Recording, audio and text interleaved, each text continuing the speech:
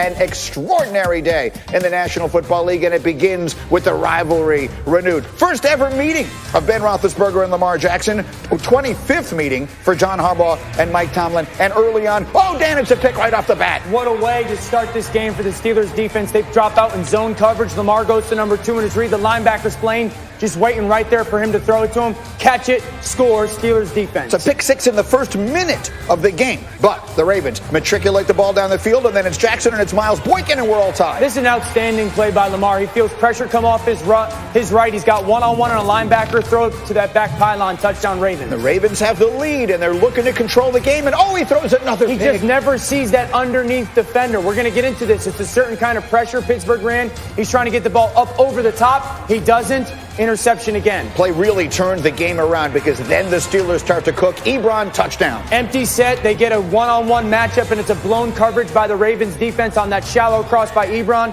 Great job by Big Ben finding him. Again, Big Ben heating up. Juju, tough down to the play one. Of the game. That's the play of the game to me. Juju sees it the same way as Big Ben does, and it gets that easy touchdown for the Steelers. James Conner takes it in. Steelers up by 4, but Lamar Jackson hanging in. Deep for Devin Duvernay. Outstanding job by Duvernay of just seeing that coverage, double move, go up, and then this is a great job of just finding space in that end zone. Lamar drifts, touchdown Hollywood Brown. Now we're going back and forth. Ravens are up by 3, under 8 minutes to go. Steelers, first and goal. Roethlisberger, Claypool. This is so savvy by Big Ben. He knows what the coverage is going to be. It's an awesome job by Claypool, and just a little nuance by Big Ben with the shoulder pump creates that touchdown for the Steelers. 2 minutes left. Clutch time here for Lamar Jackson. 4th and 3 from the 7. He's going to keep it, and down he goes. And everyone expects that Lamar is going to be a runner in that situation. This is a great play by the nose tackle. But you see all the white jerseys coming. They knew that Baltimore was going to put the ball in Lamar's hand on that quarterback draw, and they fired. But the Steelers would go 3 and out, so the Ravens would get one more shot. And here's another 4th down, 26 seconds left. This time it's good for 32 to Willie Snead. Outstanding job by Willie Snead, who had a great game of just finding those soft spots in the zone. Lamar hanging in the pocket and creating a big chunk in the pass game. So they spike it. 5 seconds left now from the Pittsburgh 23 for the win. And it's not there. Outstanding break on the football by Micah Fitzpatrick. You're going to see it right here. Watch him drive on the football. That is a clean play. Elevate and go make bang, bang. Steelers get a win. Steelers unbeaten at 7-0. They win a thriller, 28-24. We got respect for him, but we don't fear him. And so, we're not surprised by anything that transpires. The turnovers, I feel, is the reason we lost the game. I put that on me. Got to clean those up, and I feel we won that game. I feel we're at a great spot. We just got to finish. Look, the numbers are what the numbers are. Lamar Jackson, going back to the 2019 regular season, has not beaten a team above 500. His total QBR drops off 19 points from its regular place. And so let us begin the conversation there, and we'll bring Ryan Clark into the conversation and say good morning to RC. People will look at this and they will say Lamar Jackson, spectacular, but he cannot beat the good teams in big games. What do you think? You heard Lamar Jackson say, if I do that, then we would have won the game.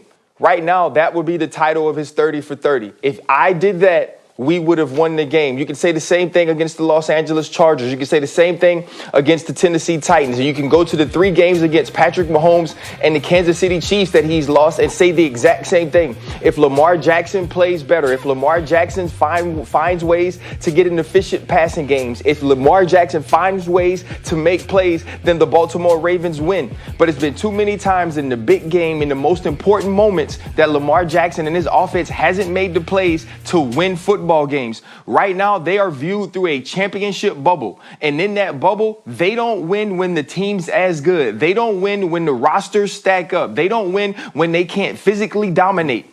They couldn't yesterday. And because they couldn't, he needed to be an efficient passer down the field and outside the numbers. And he couldn't do it. He has not done it. And until he does, this will always be the story of Lamar's big games. If I would have done that, we could have won the game.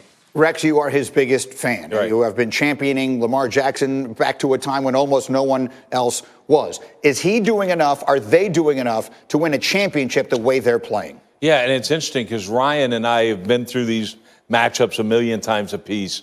But the most physical team generally wins that matchup yesterday specifically. Mm-hmm. Baltimore was way more physical than Pittsburgh was.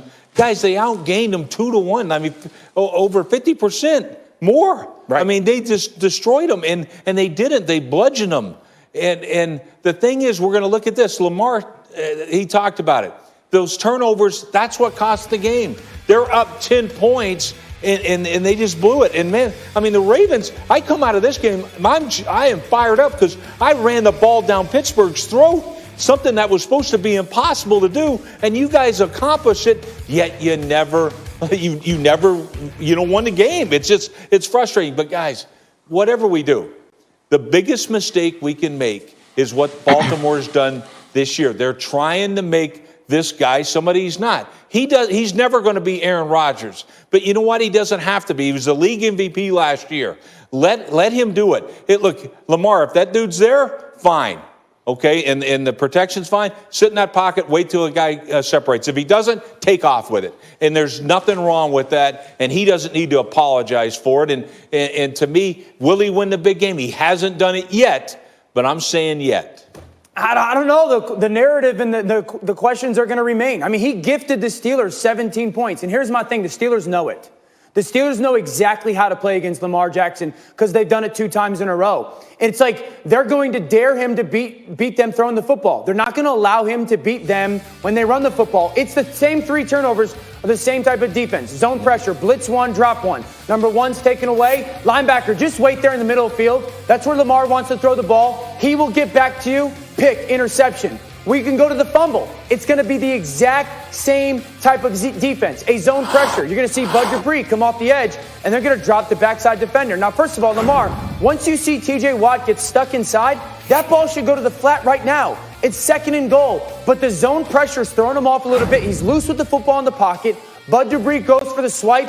Huge turnover. That's 3 points right there. So now we're at 10. How we go to the 3rd interception to start the second half? Oh, Bud Dupree coming off the edge. That guy on the ball is going to drop off the ball. Lamar never sees this guy. He never sees that drop over, trying to think that tight end is going to go run to space. Interception. The Steelers know how to play Lamar Jackson. Like, that's my concern, is they know those zone pressures are going to hurt him.